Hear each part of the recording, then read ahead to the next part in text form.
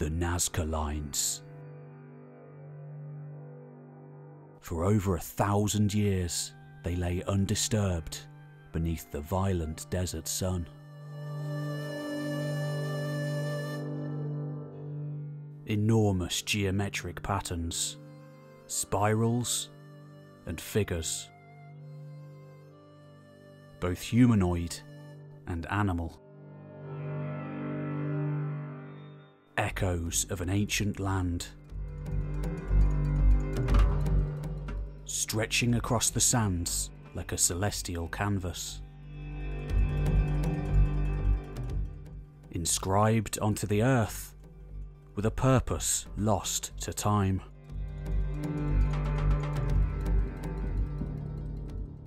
Seen from the ground, they are little more than lines in the dust. But from the sky, the realm of birds, gods, and modern eyes, they can now be witnessed in their full glory, revealing an artistry and precision that seems to defy explanation. For over 100 years now, they have remained one of the great mysteries of prehistoric archaeology.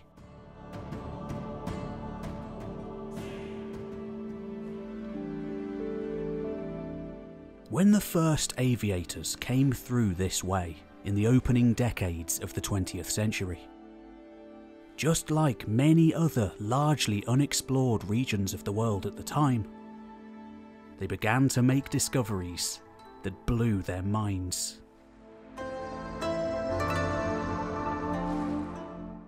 Right there in plain sight on the desert floor, large enough to be a geographical feature, a 100-foot tall man with piercing owl-like eyes, arms raised to beckon them from a nearby hillside. The unmistakable visage of a whale, more than 150 feet in size. A hummingbird, wings outstretched. A fox, a spider, a gargantuan monkey with a doubly wound spiral tail, a condor close to 500 feet wide, 2 gargantuan hands with only 9 fingers in all, a mighty tree, and so much more. Many, perhaps most, weren't lucky enough to survive to be recorded in the 1930s. Having been mostly destroyed entirely since their creation, anywhere between 1,500 and 2,500 years in the past. Yet more could only be partially recorded, obscured by sand over the centuries, or already destroyed by roads or habitation. A colossal reptile, for example, having been hewn neatly in two by the construction teams of the Pan American Highway just a few years before. But survive they do. Today, scientists call them geoglyphs, and those found in this region of Peru are perhaps the most famous in all the world.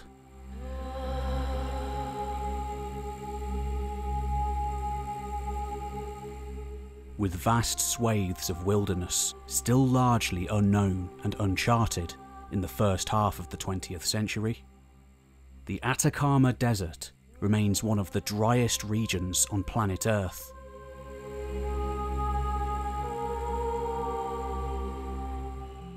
Trapped between the mighty range of the Andes and the sparkling Pacific, an entirely unique weather system has formed. Almost no rain falls here, the few showers that do take place being great events. Life here must get creative, relying on sea mist if close enough to the shore, and the sporadic runoff from the mountains if further inland. Filling riverbeds only for parts of the year. And yet, against the odds, or perhaps better for them, united by adversity, people not only survived here, but thrived. From above, carefully cleaned now and maintained over the last 100 years, the Nazca lines are revealed in their full splendour. Carved into the earth out here in the harsh landscape of the Atacama Desert some 1500 years ago, for purposes unknown.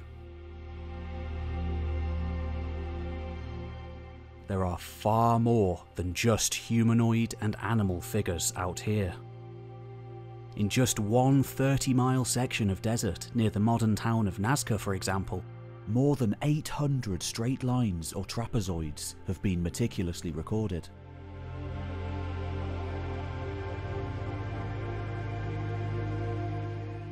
They stretch for thousands of miles, hewn directly into the gravel-coated Pampa by removing the dark topsoil. Many are so large that they can only be viewed properly from the sky.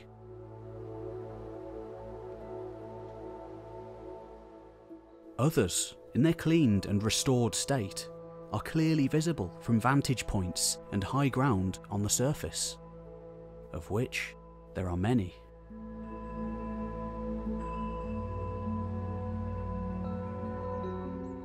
And yet, there are even more. In the neighbouring Palpa Valley, just as many are to be found. The overall region containing the Nazca lines, stretching for some 400 miles. And these are only the lines that have survived to the present, protected by the isolation of their geography. In areas more prone to flooding, or where populations have remained steady and engaged in regular agriculture for the last few thousand years, few survivals are to be seen. Just hints of wonders that may have once existed in the centuries long before the European arrival. And as for the purpose of their creation, theories have ranged over the years, from the mundane to the extraterrestrial. Landing grounds for aliens, trackways for Olympic-style athletes, irrigation channels, astronomical calendars, and even a gigantic map having variously been suggested.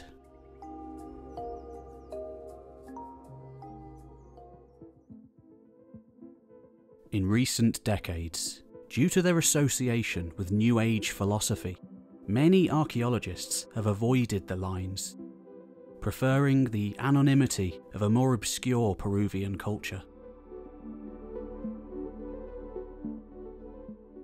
Today, however, in the aftermath of a major new study of the lines, and after more than 100 years of archaeological investigation in total, we can say something of the Nazca lines with certainty.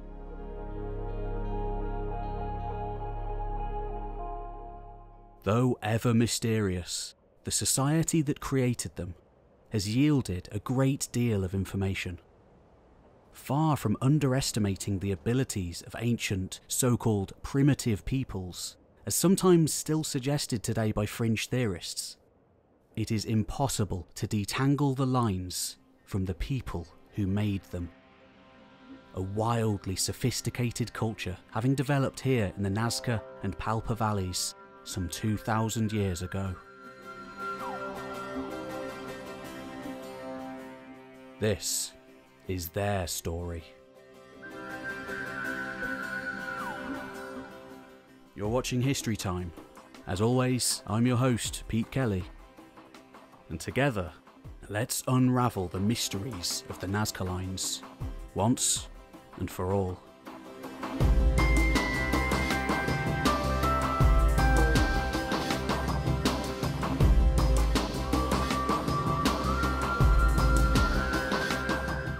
Before we return to the world of the ancient Nazca, a quick word from today's sponsor, Odoo.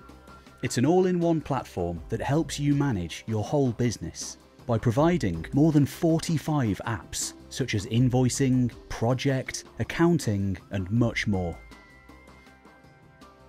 If you've ever wanted to launch your own online store, Odoo's eCommerce makes it incredibly easy. You can build a professional e-commerce site in just 4 steps. AI creates the structure, then you just drag and drop blocks to customize your e-commerce site. Adding products? Simple. Just enter a name, price it, and publish. You can tweak the layout, upload images, add a description, and start selling right away. All the essential tools are here, from invoicing and payment systems to shipping and tax settings, all in one place. And here's the best part. Odoo's first app is free for life, with unlimited hosting and support, plus a free domain name for your first year. Whether you're just starting out or ready to expand, Odoo grows with you. Start your e-commerce journey for free today by going to the link below. Now, back to the ancient world.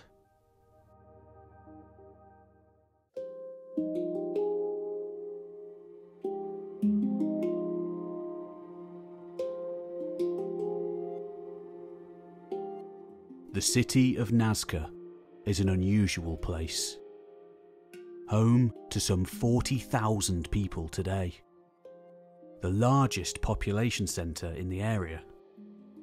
It's more of a town, really. Nothing like the sprawling millions of larger cities in this part of the world.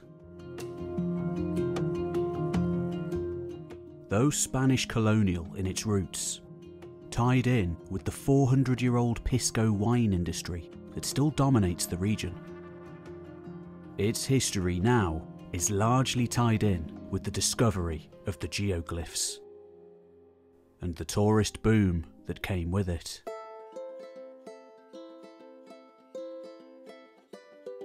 Since the 1950s and 60s, travellers from all corners of the globe have made their way here, on quasi-pilgrimages to intellectual endeavours, and everything in between.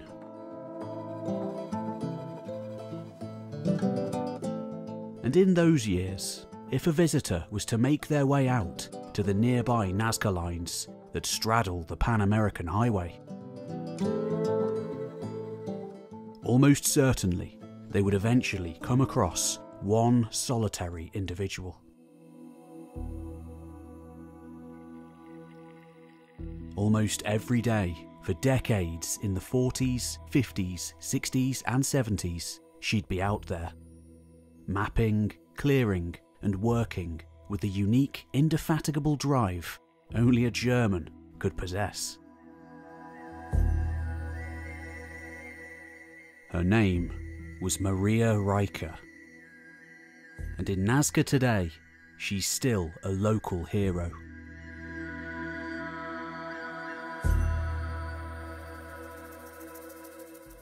For over 50 years, the so-called Lady of Nazca worked on the lines, cleaning, mapping, recording, writing, and theorising.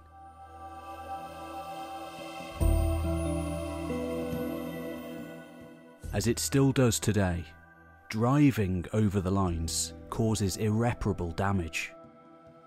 Not to mention being impossible at times due to the rocky and sandy ground. Reiche simply didn't bother with the hassle, instead catching the local bus in the early morning and walking to wherever she needed to get to. Most of the lines and figures she studied lay within an hour's walk from the Pan-American Highway after all.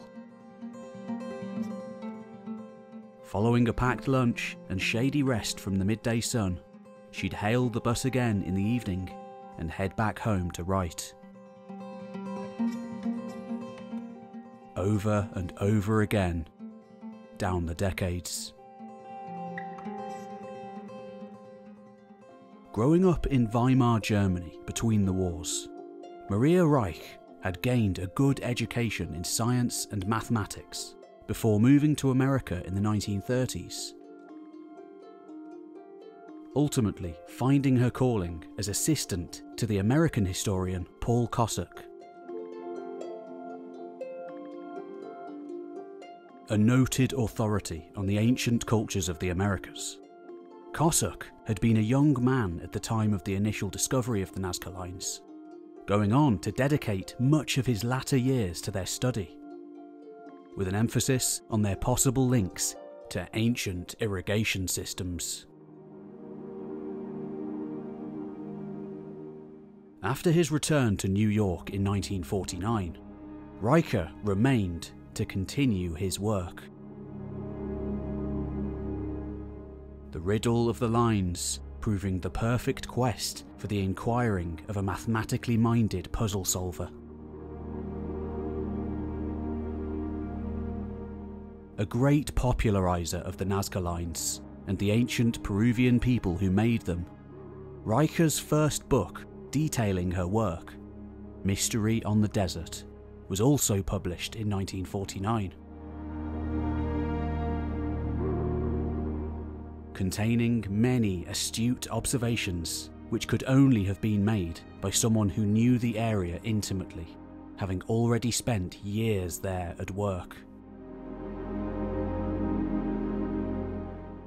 As anyone who visits the region can find out immediately upon heading outside of town, the process of actually making a Nazca line is relatively simple. The Pampa, meaning plain, is made up of two layers: a dark volcanic topsoil of gravel with a pinkish sand underneath. Many Nazca lines crisscross over high ground, but it is on the valley floors where they really went wild. The flat land here acting as an easy canvas. By moving the topsoil to one side, any visitor can create a line. Today, local businesses and even loved-up couples use hillsides for messages.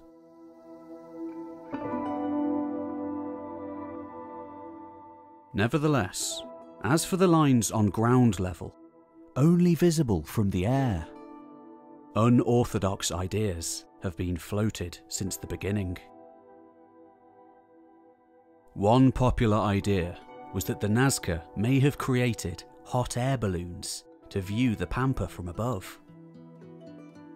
An experiment was even launched when researchers created such a device using only local materials available to the ancient people. While the flight was technically a success, demonstrating that it would have been possible to create such a device and oversee creation of the lines, the pilots hadn't accounted for the weather. A sudden gust of wind pushing them so far away and so far off course that they nearly didn't escape with their lives. Casting doubt on the feasibility of such a concept. Reiche, meanwhile, stuck to the ground, arguing from the late 1940s onwards that there was no need to view the geoglyphs from the air in order to make them. Having investigated many small 6-foot square plots near many of the larger figures, one of her key insights was the belief that preliminary drawings would be prepared on small plots, and then ultimately scaled up to the larger figures. By the 1970s, historian William H. Isbell theorised on a grid method being utilised. Straight lines could be made by placing stakes into the ground and stretching a rope between them. Even circles and arcs could be made by anchoring the rope to a stake or a rock. Though undoubtedly true for many of the Nazca lines, the poor symmetry of others casts doubts on its wide-scale use. By the 1980s, yet more experimental archaeological projects would take place. Researcher Joe Nickell embarked on his own attempt to create a geoglyph from scratch, using just traditional techniques of ropes and string. Basing his work on the remains of wooden posts discovered at roughly 1 metre intervals along some of the lines. Always ambitious, he chose one of the largest to reproduce: the condor.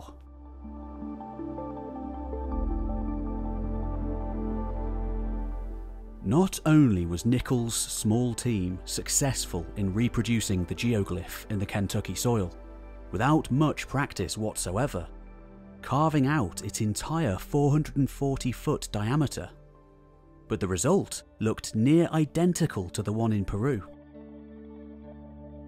Neither complex technology nor sophisticated geometric knowledge being required. By the end of the study, Nickell was even of the opinion that the Nazca may well have used even more primitive methods, doing much of the work freehand. And in terms of the geoglyphs, with everyone present working at a leisurely pace, in just an hour and a half they were able to clear a substantial amount of ground of over 30 yards. Nickell estimated that a force of just 100 people working 10 hours a day at a casual pace could clear over 2,000 square yards in only a weekend. The equivalent of a decent-sized trapezoid. If continually working every day, a contingent of say 10,000 labourers could have constructed every single feature on the Pampa in less than a decade.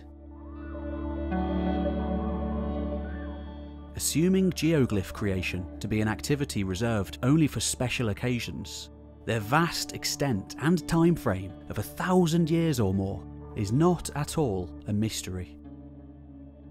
Nor would they require a hot air balloon to create or view them. And as for the designs themselves, far from originating on another world, almost identical motifs can be seen throughout the region, on pottery and on textiles.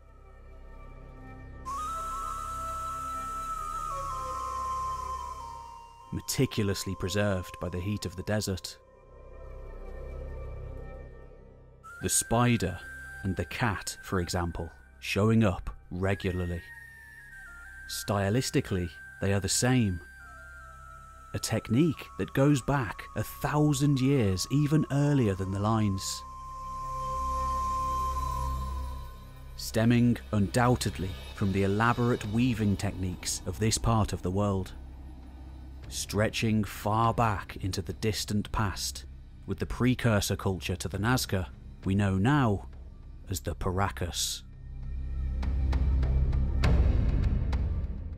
Ever since the discovery of the Paracas necropolis by pioneering Peruvian archaeologist Julio C. Teo in 1927, a good amount of information has been gathered on this ancient society that thrived along the coast downriver from Nazca. With textiles of such an astonishingly high quality, they are widely regarded to be the best in all the New World. The Paracas also began experimenting with placing art onto the landscape. Extensive collections of rubbings from rock art and also on ceramics and textiles, showing an evolution from symbols and shapes to intricate animals like birds, fish, plants, panpipes, and spirals. Their sizes spanning from a few inches all the way up to miles long, using the earth itself as a canvas.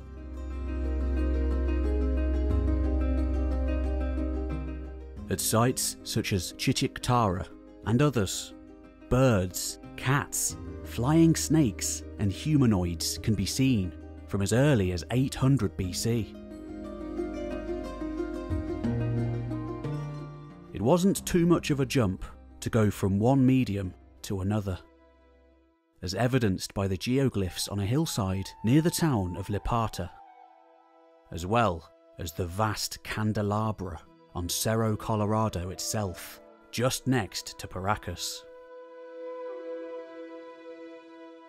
Once the Paracas precursors began spreading inland to the Rio Grande, Ica and Pisco rivers in the last centuries before Christ, they would continue experimenting, ultimately becoming the culture we now call Nazca.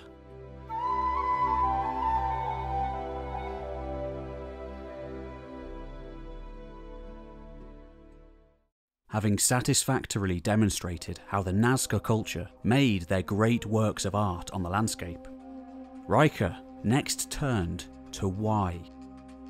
Often essentially invisible from the ground, why invest such an effort? Her answer was a common one at the time, seen at many other ancient societies around the world, from Stonehenge to the Maya of Central America. It was also a field in which she had a good degree of expertise from her youth in Germany. For Maria Reiche, the secret of the Nazca lines lay with the stars.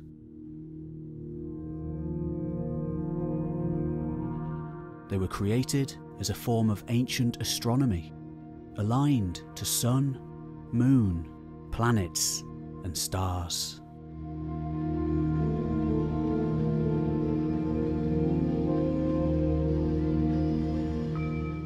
There was precedence for this theory. Elsewhere in the world, at sites like Karnak in Brittany, long lines of individual stones point towards the horizon and the setting and the rising sun at different times throughout the year. A calendar writ large, allowing ancient people to determine dates and use their environment to orient themselves in their year. For agricultural societies in particular, this was integral and is seen clearly at sites all over the world, and in particular in the Americas. At the time Reiche came up with her ideas in the 1930s and 40s, the mainstream perception of Maya society was of a kind of a theocracy ruled over by astronomer priests. Reiche and Kosok before thought it probable that Nazca society was run by a similar sort of system, with a caste of high priests holding arcane, esoteric knowledge via intricate recording of the heavens, thus being able to control events and even human destiny itself. At Maya cities, as well as stone circle sites across the world, not only solar and lunar alignments have been found, but some lining up to the stars too. For Reiche, the search was on for these alignments. It was an idea that she would never waver from, continuing to try and prove it definitively for decades to come. Scouring the Pampa for alignments and finding many, though many hundreds more remained ever out of reach. Still living in Nazca in a local hotel room given to her free of charge well into her 90s, the nearby observatory still champions her ideas to this day. speaking fondly of her long-held view of the lines being a vast configuration of a solar calendar on the ground. Always thinking outside the box, over time her views only continued to diverge from archaeologists working in the field. For Reiche's idea wasn't the only one.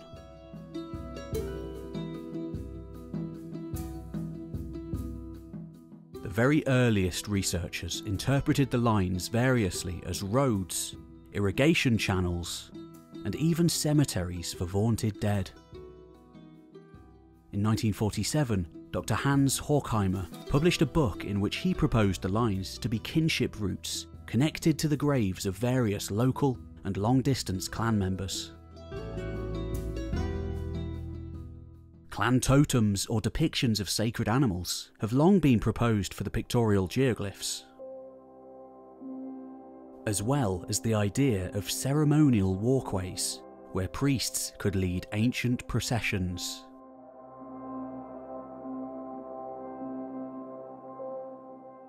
The existence of vast ceremonial races too, or games, have been theorised, due to the extreme length and relative narrowness of many of the geoglyphs. The concept of sport, seen all over the world in many different times, though generally excluded from archaeology, seeming to be hard-baked into humanity. When the context is lost, however, we are often in the dark. And all these ideas remain theoretical.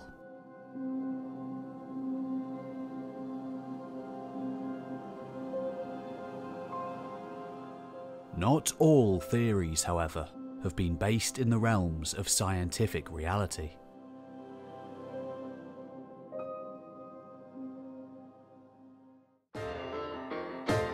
By the later 1960s, as the countercultural milieu of that most transformative of decades continued to churn, new ideas created, and the old world often cast aside in its wake. A Swiss writer named Erich von Daniken released a book which would change Nazca forever, and global perceptions of the Nazca lines with it.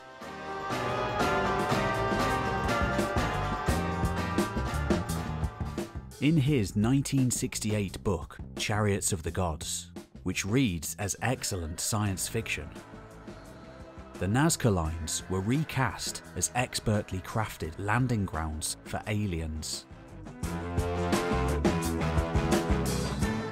Either never having visited Nazca, or being grossly confused about the very ground there, von Daniken chose to ignore the nature of the Pampa itself.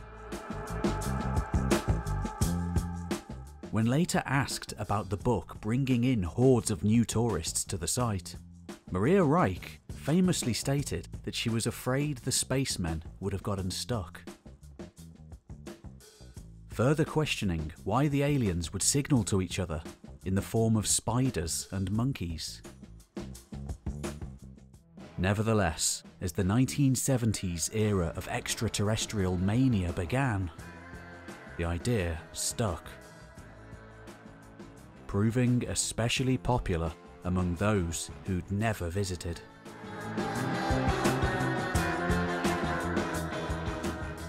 The Peruvian authorities responded by cracking down on foreign research, putting extra roadblocks of scrutiny and bureaucracy in place to ensure the academic credentials of anyone seeking to do work in the area. As a result of this expensive and lengthy process, as well as the added scrutiny of public attention, research at the Nazca lines stalled for decades.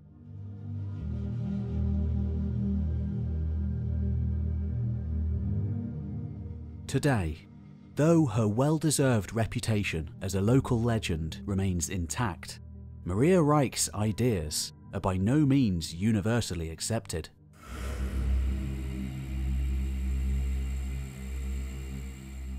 Most Nazca lines and geoglyphs have no connection whatsoever with the stars. No matter how much she tried, the theory did not make total sense.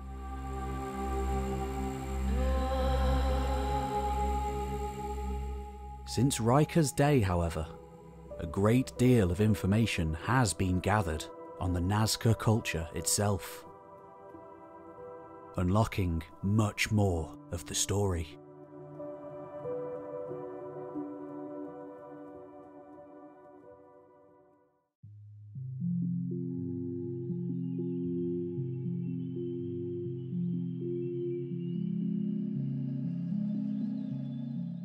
Though the land around it is largely desolate today, life still clings on to the banks of the Nazca River.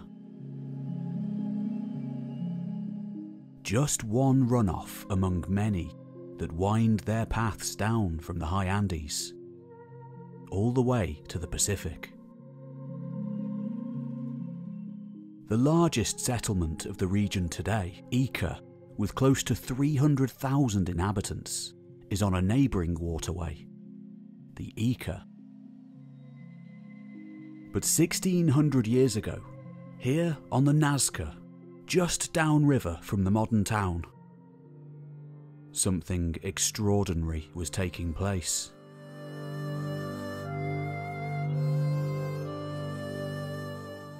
The earth still bearing its long-forgotten secrets.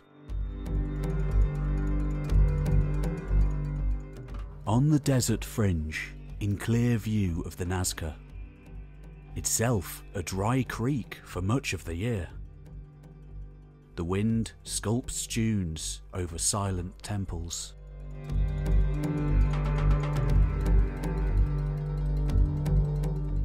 Underneath the sands, buried for more than 1,000 years, a vast settlement of the ancients.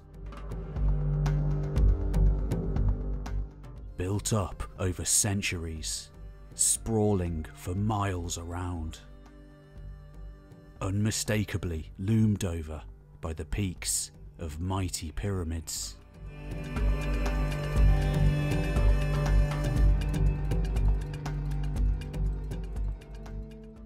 When the first archaeologists arrived in the 1920s, most notably under the American traveller William Curtis Farrabee, the place was finally recognised by the modern world.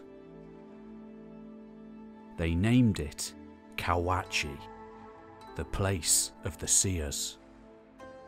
And far from the work of savages, as was still the common view of ancient Americans at the time, it was interpreted as a sprawling city, created by what could only be described as a flourishing civilization.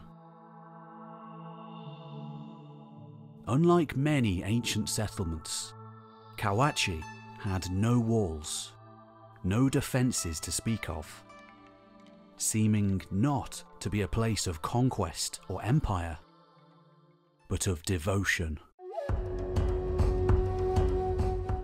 Row upon row of building blocks interpreted as temples, making up much of its territory. In those days under Farrabee, work at Cahuachi mainly consisted of clearing away the at least 14 centuries of sand and earth that coated much of the site. Finally, by 1952, serious archaeological investigation began, under American archaeologist William Duncan Strong. And when Strong published his work not long after, he made his position clear. Based on its massive size and the apparent existence of house mounds, he concluded the site to be an urban centre. Very likely the preeminent urban centre in the entire region, though also dominated by temples and cemeteries. This idea would remain preeminent for the next 30 years. Finally, by the 1980s, a new era of challenging long-held preconceptions in archaeology was in full force, and the Nazca were no exception. Up until this point, due largely to an intense Peruvian history of looting, most information on the culture largely came from the study of their ceramics. Nazca polychrome pottery being some of the most magnificent in all the Americas. Ranging from cup-shaped bowls, flaring bowls, dishes, straight-sided jars, bottles with twin spouts, and much more. Decorated with a whole range of animals and symbols indicative of a rich, flourishing society. Seen too in the geoglyphs.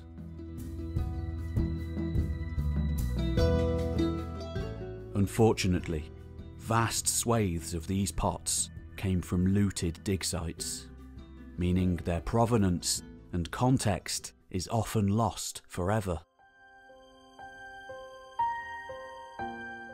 The situation is so severe even today that one noted Peruvian archaeologist commented that it is rare to ever even see a non-looted site. What became clear was that by the 1980s, new digs were needed. Non-looted sites needed to be found. And where better to look than the most massive of all? Cahuachi.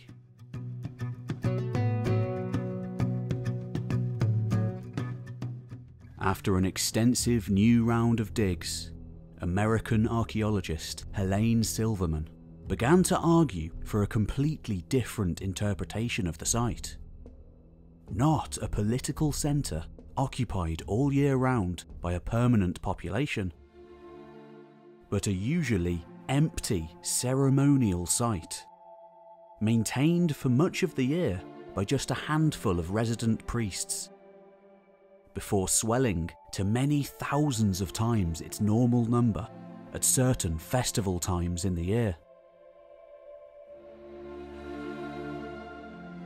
Not a Lima or an Ica, but a Mecca, a Vatican City, a Stonehenge. Unlike Strong's earlier claims, while utilising more accurate methods developed in the decades since, Silverman found no definitive evidence of domestic or residential structures at all, and little of everyday domestic activity. As much as 70% of the pottery shards came from high-status polychrome pots, not the types used every day for cooking. The evidence suggesting these high-status pots were made elsewhere and brought to the site by the people visiting. Interestingly, like ancient societies all over the world, Bronze Age Greece among them, many of the pots were broken intentionally and left there as part of the ceremonies taking place. A sacrifice.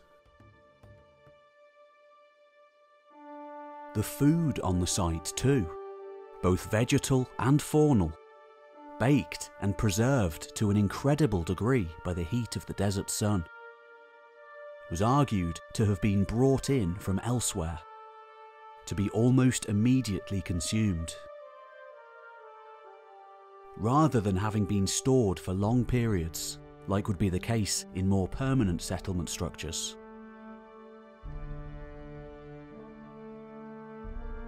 Animals such as llamas and alpacas seem to have been brought here en masse to be sacrificed. All the evidence pointed to a religious centre.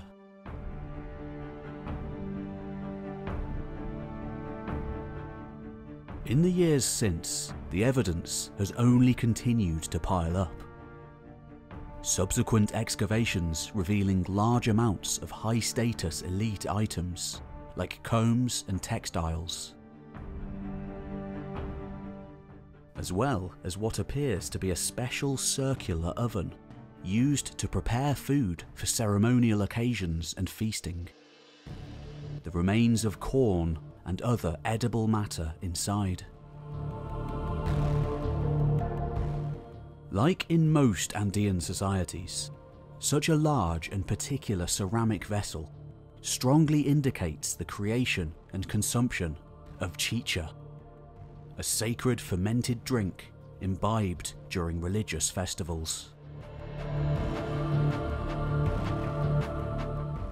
Another enlightening discovery was the remains of San Pedro cactus, a hallucinogenic substance not typical of the Nazca Valley, though seen in Nazca iconography, suggesting that it was brought here from distant lands to be consumed at special events.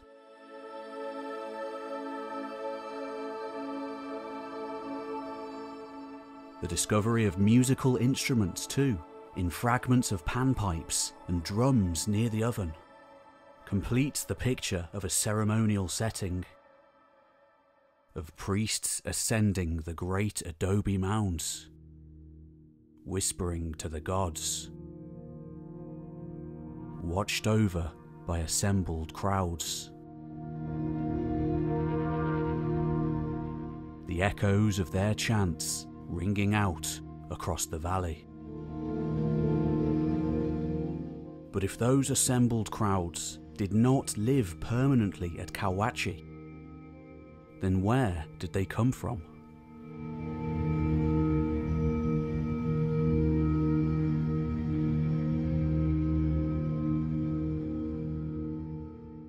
Aside from its importance to the living, Cahuachi was a place of the dead, serving as an important necropolis to the Nazca people throughout its existence, with many burials having been located. And of the human remains at the site, the most famous of all must surely be the so-called trophy heads. Black hair and mummified features, often still clearly visible, as well as a hole drilled into the forehead, often with a carrying rope attached. It is another definitive link to traditions taking place for thousands of years already by this point throughout the wider region. By the 5th century AD, culminating in mass gatherings at Cahuachi, but ultimately originating long before on the coast. At the same time as William Curtis Farabee worked at Cahuachi in the early 1920s, legendary Peruvian archaeologist Julio C. Teo made his mark at a small site nestled between the mighty Cerro Colorado and the sea. Here at Paracas, where fishing was abundant and agriculture surprisingly plentiful, an advanced society had evolved at the beginning of the first millennium BC. 1,000 years before the Nazca.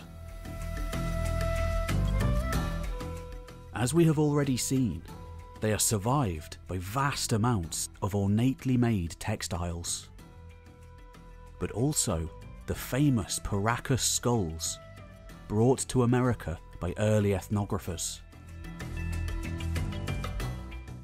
Many of them housed in the Chicago Field Museum and other similar institutions today, where they have been studied for 100 years and more.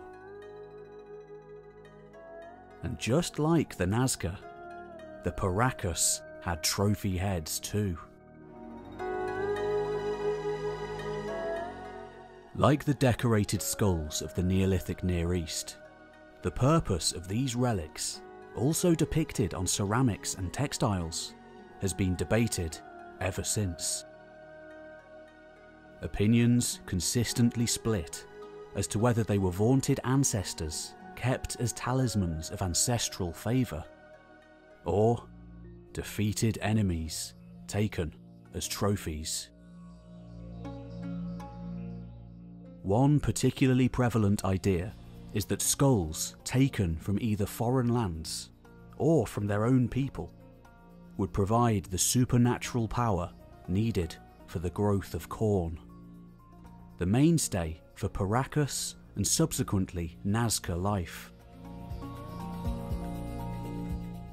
Modified human skulls were thus intended to spur on agricultural growth. Giuseppe Orefici, another archaeologist with a history of decades of work at Cahuachi, interprets the trophy heads found there as something similar. A kind of agricultural offering to the gods in a sacrificial context to ensure prosperity. A concern that dictated the entirety of Priesthood and more obviously Nazca civilization.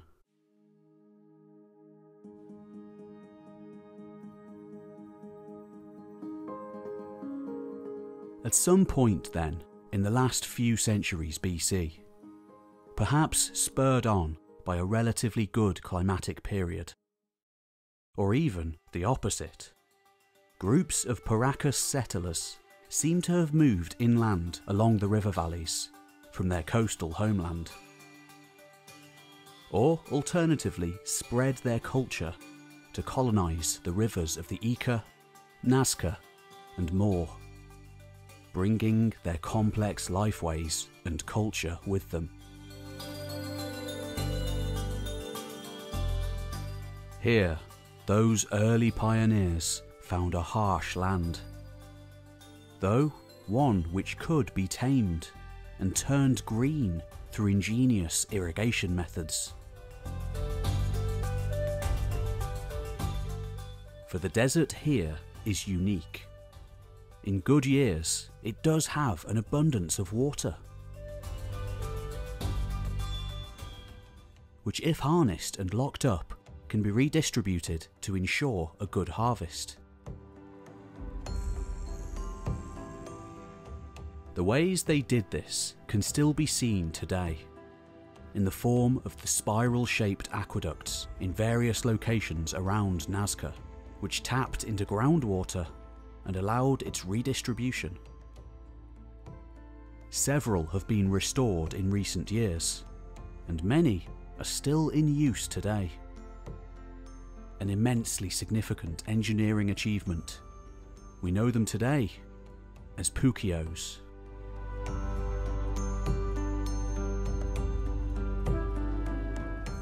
Far from eking out an existence here, between around 100 BC and 400 AD, the Nazca culture flourished. When irrigated with the water locked up in the Pukios, allowing for agriculture all year round, the land flourished. Never having been farmed previously, the rich nutrients of the soil remained untapped until that point.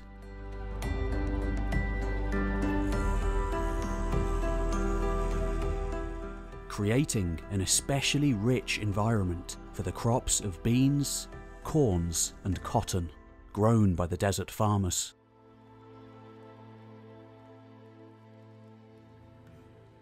The Nazca, then, preceded by the Priesthood, form one continuous cultural continuum, beginning as early as 1500 BC and expanding and spreading until the middle of the first millennium.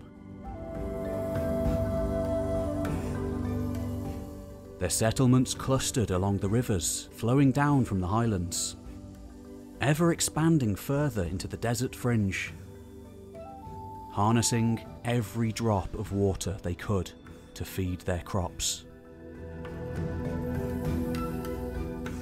By the time Cahuachi was first occupied in the late Paracas phase, in the centuries just before Christ, the trade networks of the desert dwellers already extended from the coast far up to the mountains, and even all the way up the coast as far as Ecuador, allowing access to all sorts of resources. During the early or proto-Nazca phase, between 100 BC and the early 1st century AD, Cahuachi was a small farming village. But by Nazca II, it experienced a radical change. Though we can't say for sure what happened here, whether a singular charismatic individual or event kicked it off, Cahuachi became a ceremonial centre attracting regular regional visitors from throughout the Nazca Valley.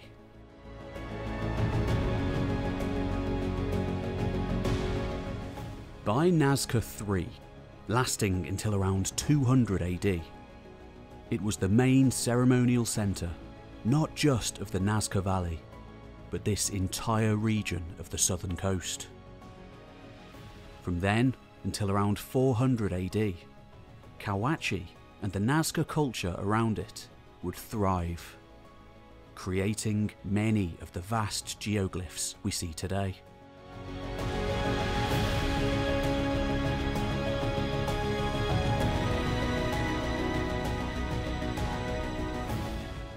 And as for what happened at Cahuachi, there are many theories.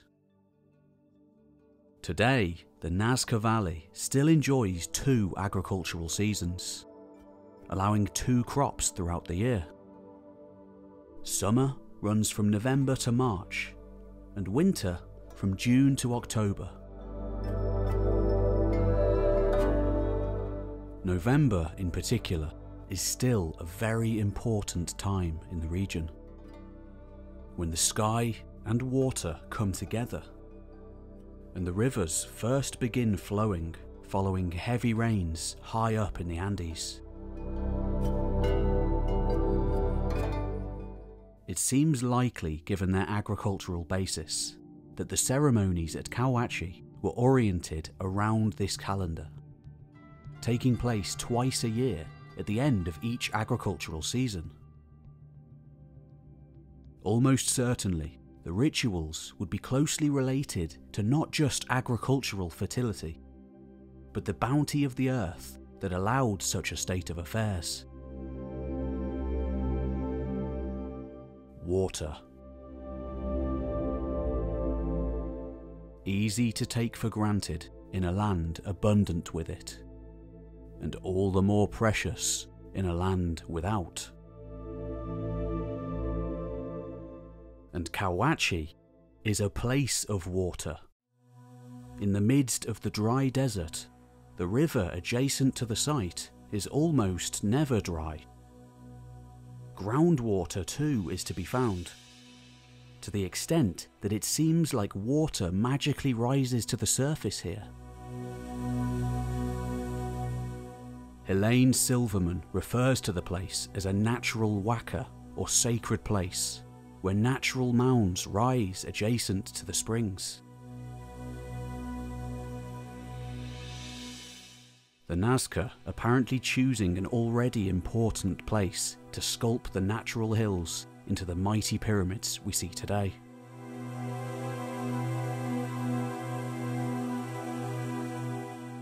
It could well be that pilgrims travelled to Cahuachi for this very reason. Perhaps seeing it as a link to the underworld, where the living and the dead unite.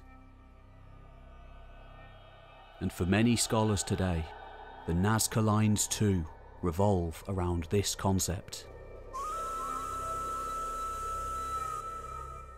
Heavy clusters being found in the vicinity of Cahuachi. Many seeming to end at the great ceremonial site. With so many of the Nazca lines pointing to the sun on the horizon at the beginning of the rainy season, Archaeologists have wondered whether they were intended as offerings to the gods, to ask for rain in the mountains. Many of the geoglyphs too are of animals traditionally associated with water.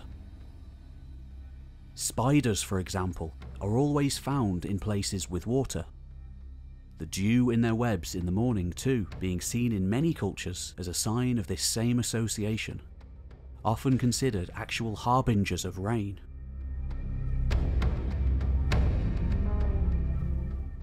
The whale, obviously, is a creature of the sea. The monkey is a forest animal, so intrinsically linked to water. And when condors came down to the coast, it means there is water in the mountains. Could the geoglyphs be part of elaborate prayers to ask the gods for rain?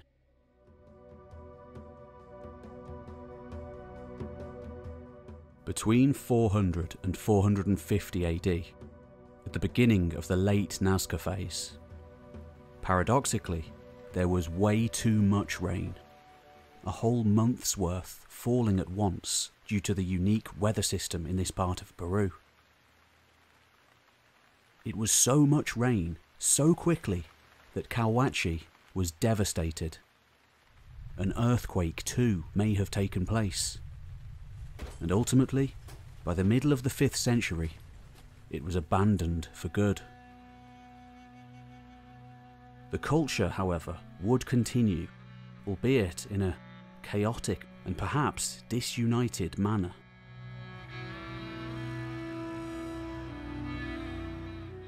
For the people of the region, their temple now was out on the Pampa itself.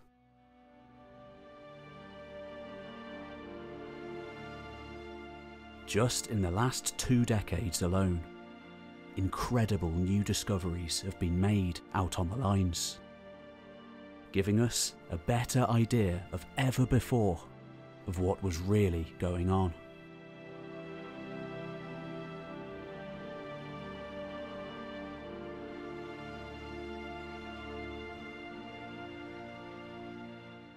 At La Munia in 1998, archaeologists Markus Reindel and Johnny Easler finally found what they were looking for. Amidst the scorching rocks of the Palpa Valley, hitherto unknown insights into the culture that created the Nazca lines. Though long since looted and never reported to archaeological authorities, their locating of such a substantial necropolis, with ornate grave chambers as much as 6 meters deep, provided good evidence of some sort of a hierarchical system in Nazca society. Especially hard to come by previously, even thought by some to have not existed. When interpreted alongside the nearby administrative centre of Los Molinos, though only fragments remained, microanalysis of the pottery shards and other items left behind by the grave robbers were clear evidence of high-status burials.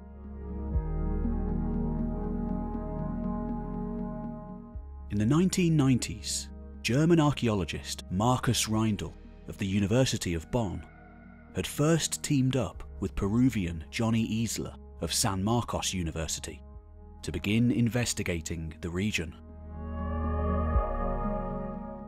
Overcoming impressive amounts of bureaucracy to do so.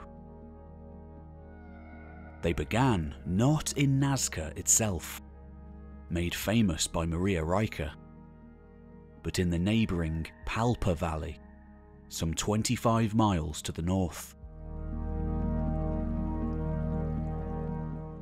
Way less studied, but just as important, they surmised. Clearly, all part of the same culture.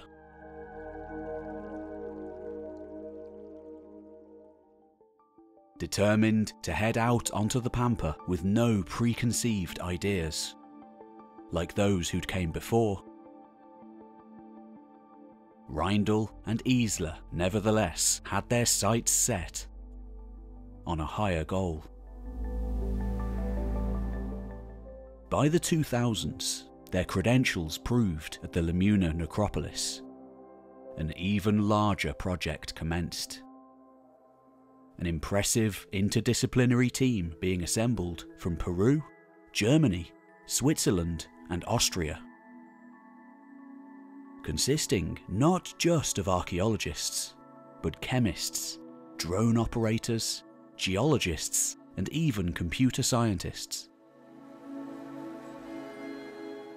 In by far the most substantial study ever conducted in the region, they would dedicate more than 10 years to the work.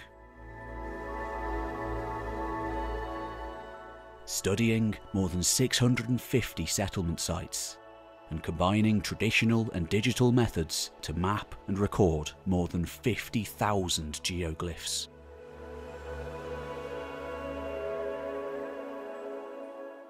Though the idea had always been to gather as much data as physically possible, both in order to preserve the lines for future generations, as well as to get the biggest picture possible of the region before conducting analysis, as is the German way of undertaking archaeology, according to Reindel. During the work itself, certain features and patterns became impossible to ignore.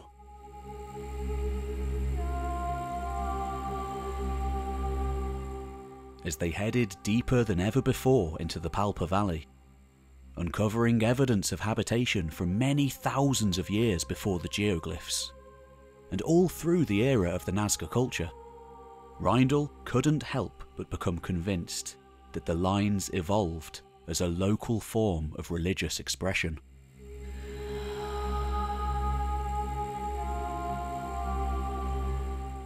The evidence for this would only continue to mount.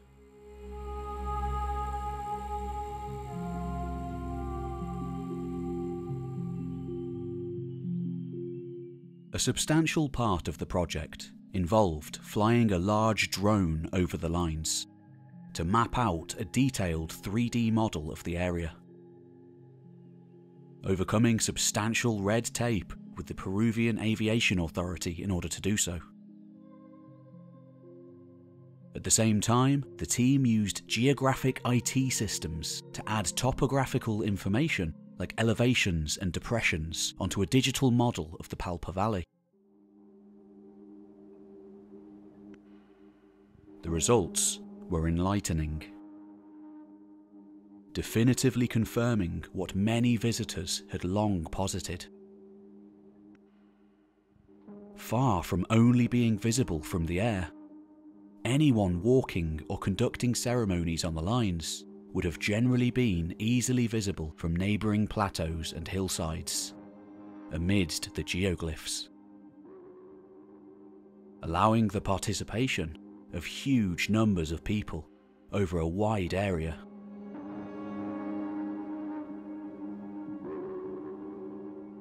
On the lines themselves, like Reiche before them, the team also conducted traditional archaeology, with all the updates of the modern age.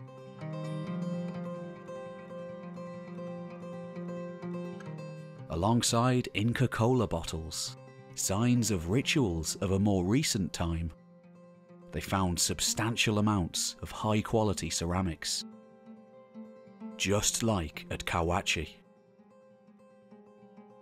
Apparently smashed onto the ground on purpose.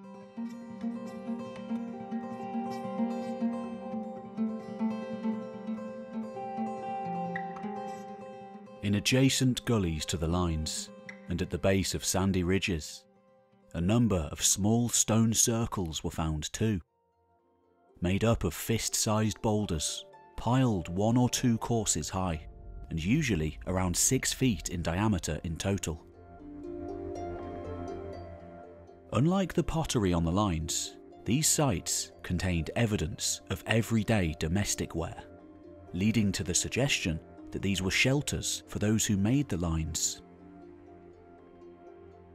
Campfire sites with a resemblance to Indian teepee rings from North America, with the addition of a central post and a cloth covering to be held in place by the stones. They could be turned easily into a decent shelter, either protecting from the heat of the midday sun or the dust storms that regularly strike the region without warning. Something the archaeologists could very much sympathise with. A number of cairns too were located atop ridges and natural hills, where lines radiate, and at spots where they abruptly widen or narrow, leading to the suggestion that they may have marked important congregation points for high-status Nazca, or path markers for those seeking to find their way. Perhaps travellers from distant lands. One of the most important discoveries of all, however, came as a result of the aerial analysis. Having spotted a number of roughly circular mounds, roughly at the beginnings and the ends of many of the trapezoids, investigations on the ground were carried out.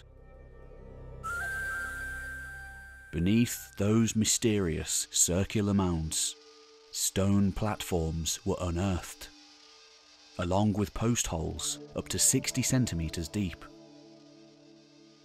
Heaped up on the platforms were found the remains of broken pottery, as well as guinea pigs, crayfish, corn, llama bones from the distant Andes, and most telling of all, spondylus shells from thousands of kilometres away, traditionally associated with water and fertility.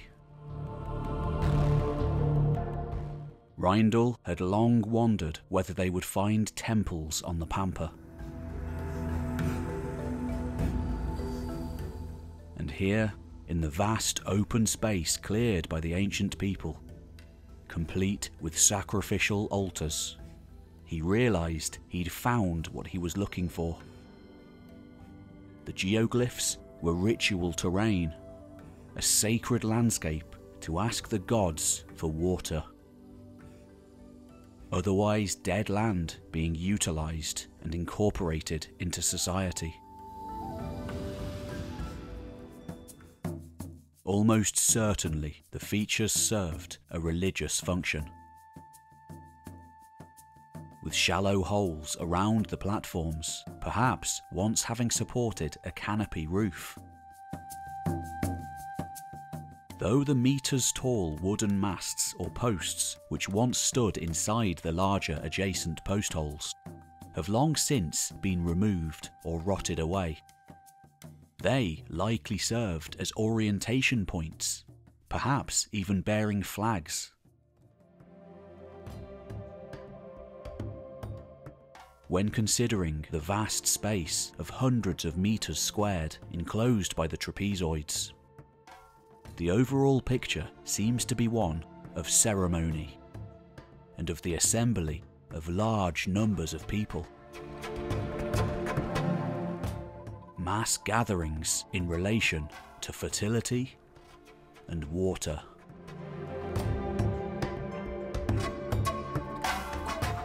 American anthropologist Anthony Aveni of Colgate University had long thought the lines to be related to local water sources and springs. And the more Reindel's team looked into it, the more they realised he was often right. The concentrations of lines didn't in fact have any obvious lunar, solar or planetary alignments, but did conform to the general direction of water flow into the Nazca drainage system. With so many lines pointing to the sun's place on the horizon at the start of the rainy season, offerings to the rain gods seem almost certain. But how were the lines used?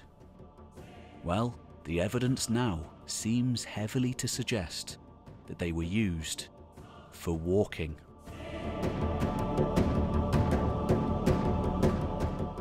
By 2011, accurate models of the actual lines themselves were achieved by magnetometry. The results were surprising. Far from being created for a singular use, the data clearly showed many people had walked over the lines and geoglyphs on a large number of occasions.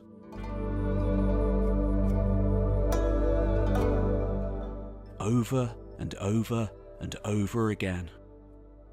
Far more than the surrounding Pampa itself. The Nazca lines were roads after all. Most not intended as art per se, not for human eyes anyway, but locations to be visited, walked upon, or even danced over as part of elaborate water rituals, entirely lost in the millennia since.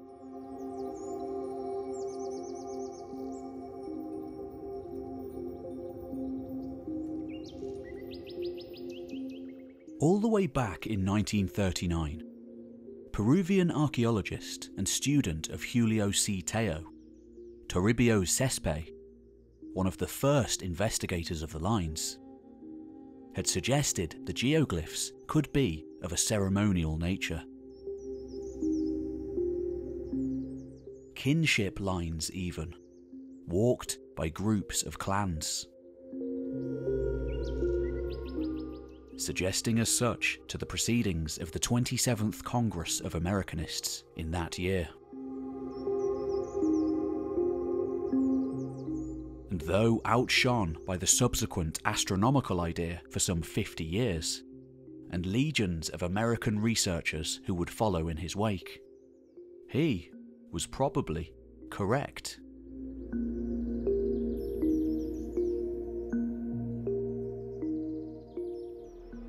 Further analysis of the lines, made possible by the vast amounts of data compiled by Isler and Reindel, brought out certain glaringly obvious facts that had largely been missed before. Every single geoglyph had an entrance line that linked to other pathways, as well as an exit. Like a child tracing a pencil across a page and never leaving the paper. Even the spirals were in fact pathways, a continuous walkway to the centre and then back outwards to the edge.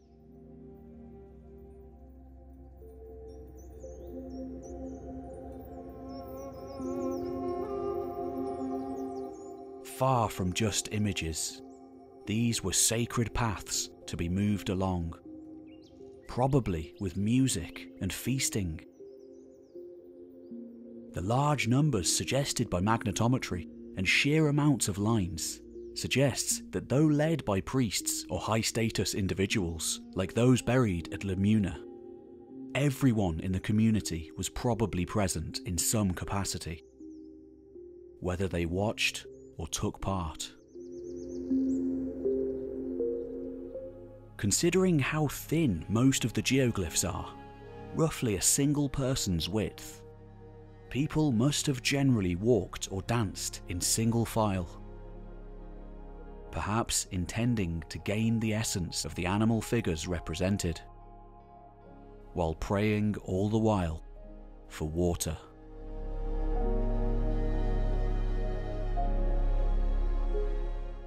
But not all of the creations on the Pampa were the same. The trapezoids in particular, the largest of which would have been the most significant efforts to create, seem more like arenas or theatres. with magnetometry showing the outer edges and the areas around the altar platforms being beaten down by human feet significantly more than the centre.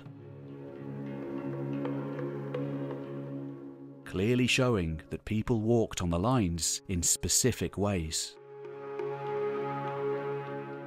It may be that a very particular way of entering the trapezoids was necessary. Like in the Himalayas, one can only walk around a temple or a shrine in a clockwise direction, one right shoulder toward the monument. The direction one approached from may well have been integral. Like praying toward Mecca, or the east-west orientation of Christian graves and churches. Though we cannot say what events took place in the centre of the trapezoids, they were clearly of the utmost importance to Nazca society.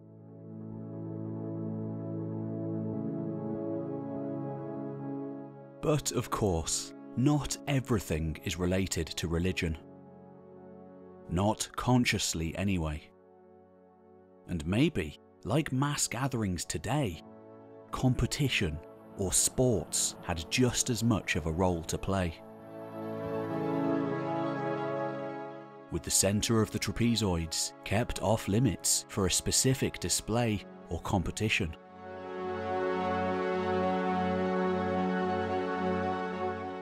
In particular, after the fall of Cahuachi and its central plaza, perhaps being more akin to blood sports like the Mesoamerican ball game, or even ceremonial races like the ancient Olympic Games. Both being religious as well as secular. You wouldn't want litter scattered around a church, just as you wouldn't want it around a sports field. The occasional pot was smashed against the ground on the edges of the lines as part of events, but the lines themselves and the interior of the trapezoids were kept immaculately clean. Similar labyrinth-like designs to the spirals on the Pampa have been found all over the pre-Columbian American world, suggesting certain commonalities to practices found elsewhere. The ancient pilgrimage center of Pacatnamu, for example, as well as the Hopis of Arizona, utilize this symbol extensively. The fact that these are not found in Nazca art itself, unlike many of the animal designs, but only on the Pampa, suggests they were not meant to be viewed, but engaged with. They were meant to be walked.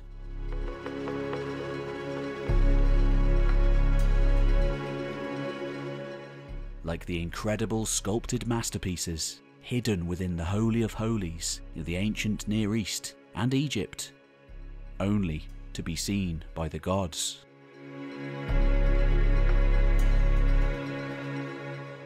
Many Native American groups throughout history and prehistory would walk at certain times in the yearly calendar for rituals and festivals.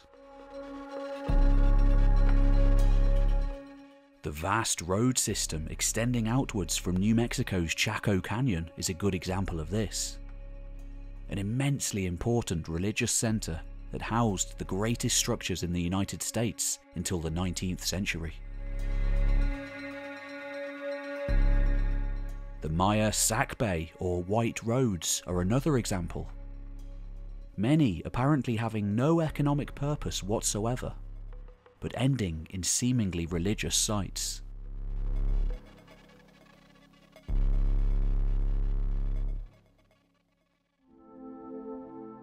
Even today, many native groups in the Americas continue their ancient traditions of sacred walks. In Bolivia, for instance, straight lines are walked to honour the mountain gods. They do this accompanied by panpipes and other sacred instruments.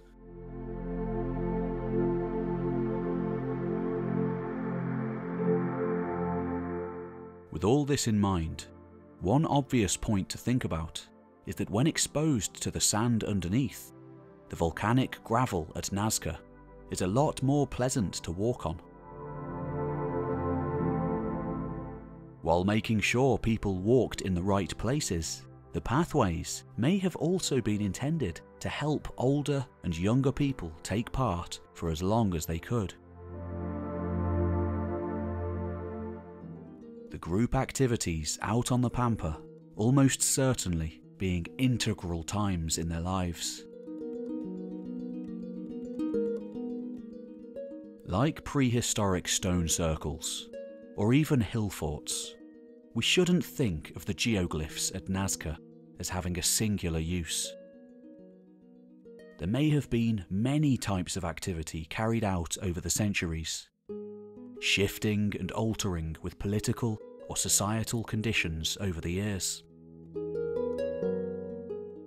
Perhaps, like Stonehenge, Avebury, and even the likes of Poverty Point in Louisiana. Sometimes people stood at the edges, watching proceedings in the middle. Other times they walked or danced themselves, or raced along the lines as part of initiation or competitive ceremonies. To stand on the edge of one of the largest trapezoids by around 600 AD, however, must surely have been to witness an amphitheatre-like atmosphere.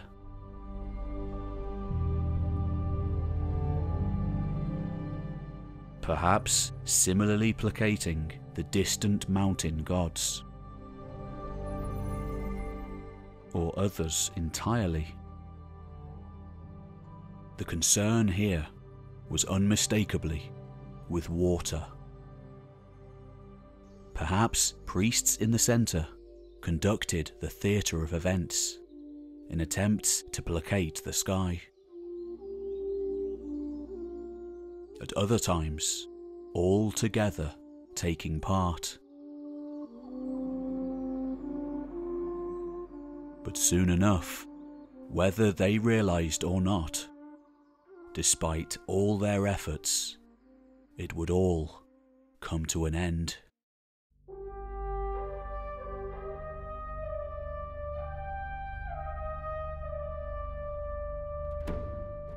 There is another ruin in the Nazca Valley. Not far from the modern town, its mud brick structures are so impressive that the local people gave it the name Los Paradones, simply meaning the walls. Los Paradones speaks of a time much later than Cahuachi, thrown up 1,000 years later in the 15th century AD, as an administrative centre by the 10th ruler of the Inca Empire, Topa Inca Yupanqui.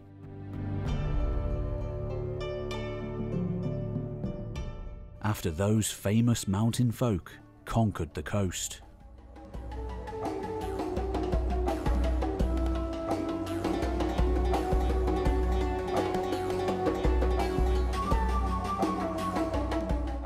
The locals they found when they came down from the Andes were not Nazca, however, but primarily a different culture.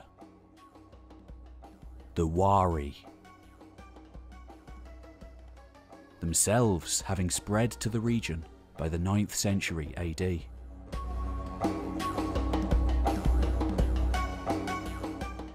Nevertheless, by the Inca arrival in the 15th century, it's likely that the stories of the old folk would have survived, at least in part, like they did for the Maya of Central America.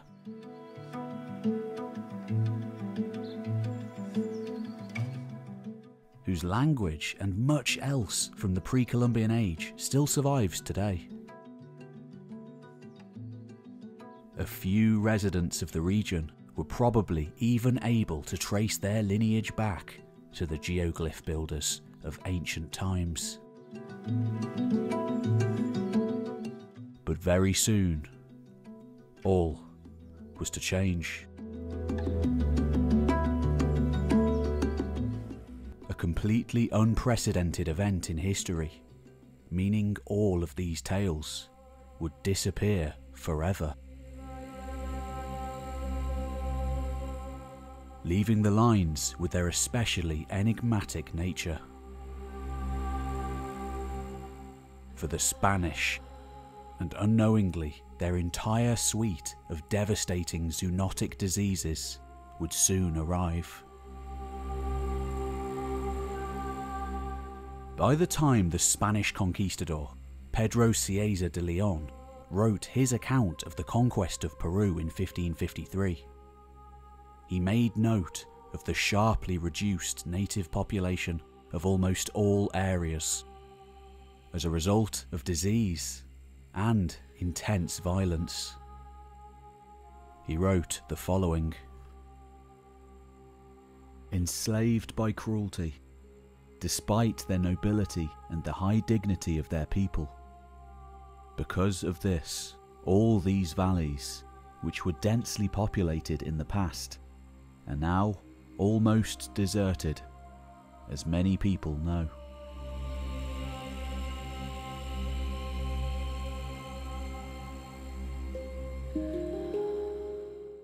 As for Nazca, Leon lamented that just 2 decades after the initial European arrival, all the Indians in the region had been killed in brutal civil wars between rival factions of Spaniards.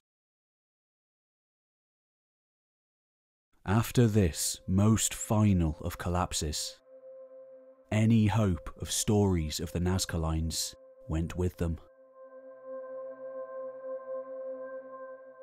And yet, long before these outside conquests by the Wari, the Inca, and the Spanish empires respectively, the Nazca faced an even mightier foe. The earth and the sky itself.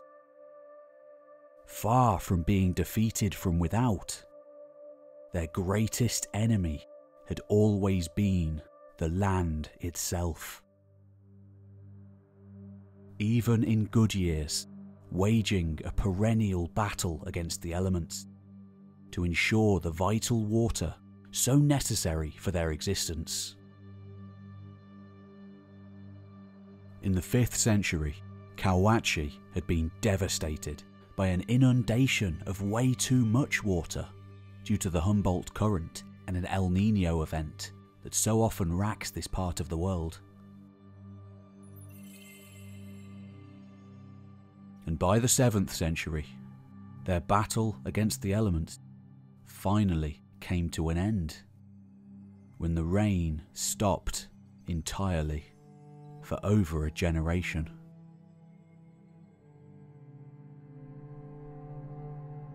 When scientists extrapolate backwards through the history of humanity in this area, using climatological models based in part on the vast amounts of data gathered by Reindel and Ehler's study,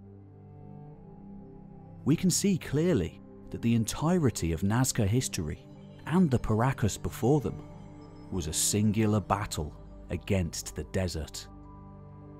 Since the very beginning, environmental deterioration had been a central focus of their lives.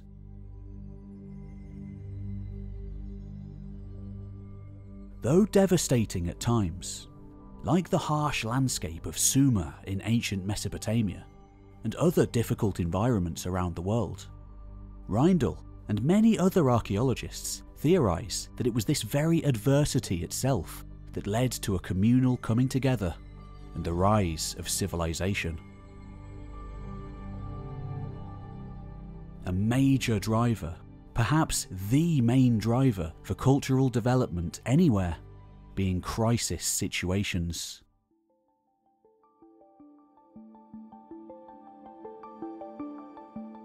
"4,000 years ago, the Nazca Valley had been a very different place. Often coated in lush vegetation and with far more rainfall than today. The long vanished bones of deer and other species no longer present in the region being found in the earliest permanent settlements. By around 1000 BC, the climate began to shift, beginning its steady march to the intensely dry conditions of today.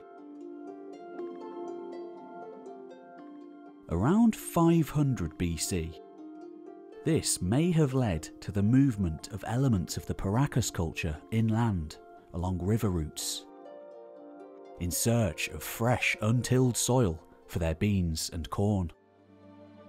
As less and less water made its way down from the Andes to the coast. By the dawn of the Nazca period proper in the 1st century BC, settlement patterns had shifted considerably inland from the coast, likely ever in search of water supplies as rivers continued to dwindle. Here, on the riverbanks adjacent to the Pampa of the Nazca geoglyphs, they came up with especially innovative ways of irrigating their crops, coming together to live, by and large, a peaceful way of life, forged together by the communal battle against the elements.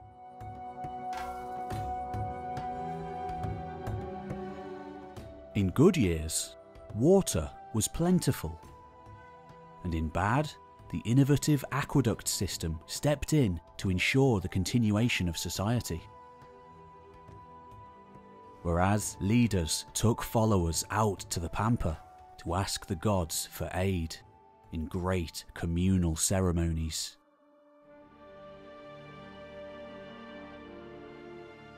For hundreds of years, the system worked. Settlements grew in size. Art, religion, and perhaps political systems becoming ever more sophisticated. But as the population grew, ever greater efforts were needed too to placate the deities.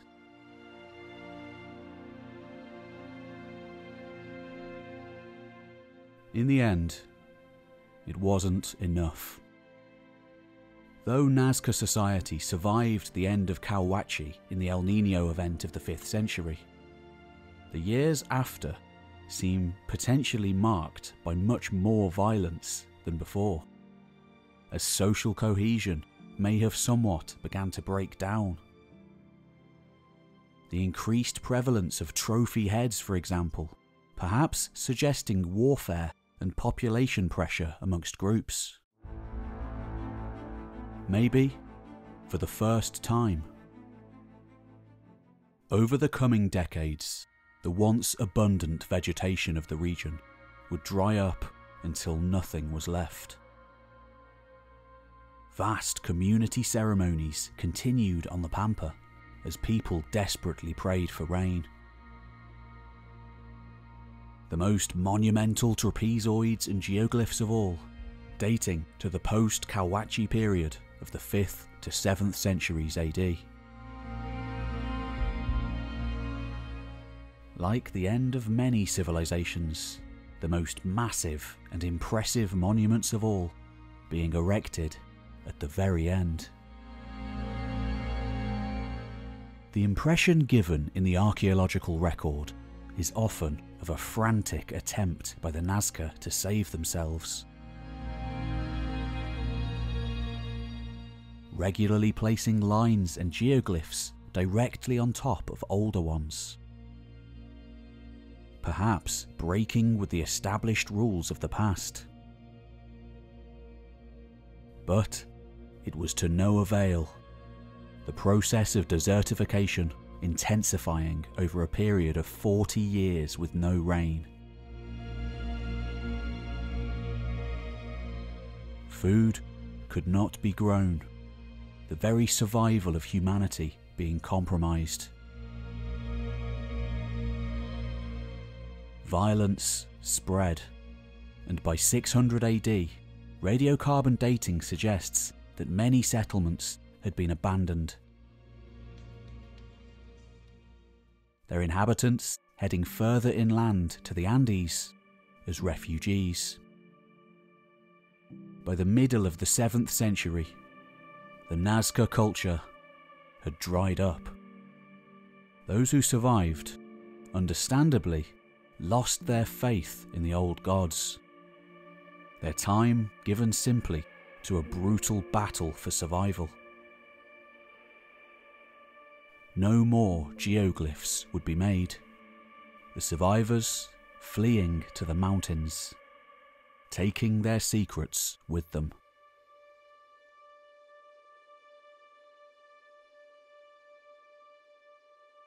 A final clue as to the meaning of the Nazca lines was found only recently in the dusty old shelves of an imperial archive in Lima. Amidst the dusty shelves of long-forgotten books amassed by generations of colonial administrators in the decades after the conquest, lay the records of a colonial-era administrator in charge of relocating Indians in the conquered territories. In particular, this Visata de Acari of 1593 spoke of the ways that groups of natives had been organised as far back as the conquest. Arranged into hierarchical systems of kin groups known as Aylus, each in turn owing labour and other tributes to the overall Inca state. Referring specifically to the Nazca region, the Visata records many people belonging to various Aylus of different towns along the coast. Just like they were in the Inca capital of Cusco.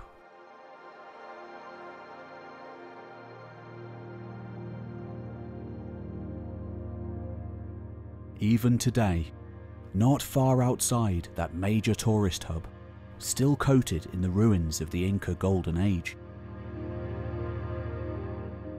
the tiny village of Pacarictambo preserves a form of this Aylu system. Even today, the central plaza of the settlement is divided into 9 thin rectangular strips called chiutas, one for each of the traditional kin-related work groups that make up the village.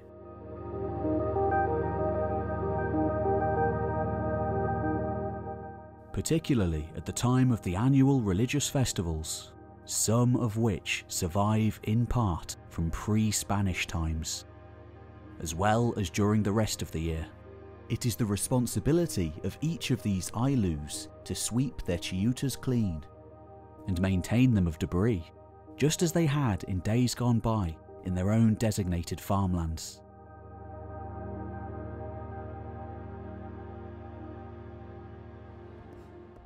Though we can't say for certain, as the system may be entirely an Inca or even a Wari invention, there are many such traditional Andean ways of doing things that long predate the Inca. It may be that in the Nazca region too, this was how communities were traditionally organised. The irrigated land of Nazca and its neighbouring valleys, perhaps organised into similar Aylus, just as an individual one may have had a responsibility of making a geoglyph of their own. Thus explaining the vast numbers still seen today.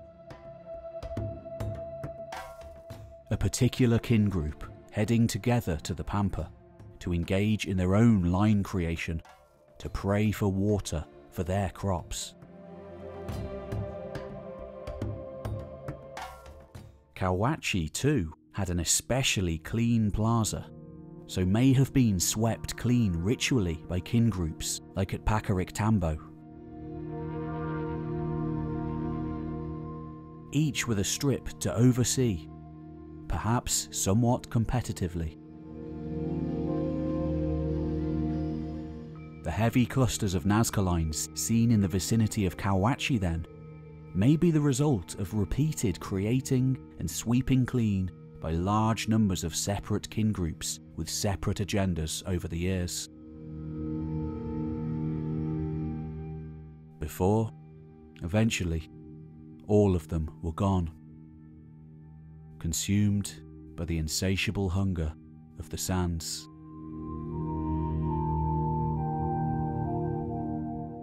Leaving just echoes behind of the mighty civilization which defied the odds to thrive here for so long.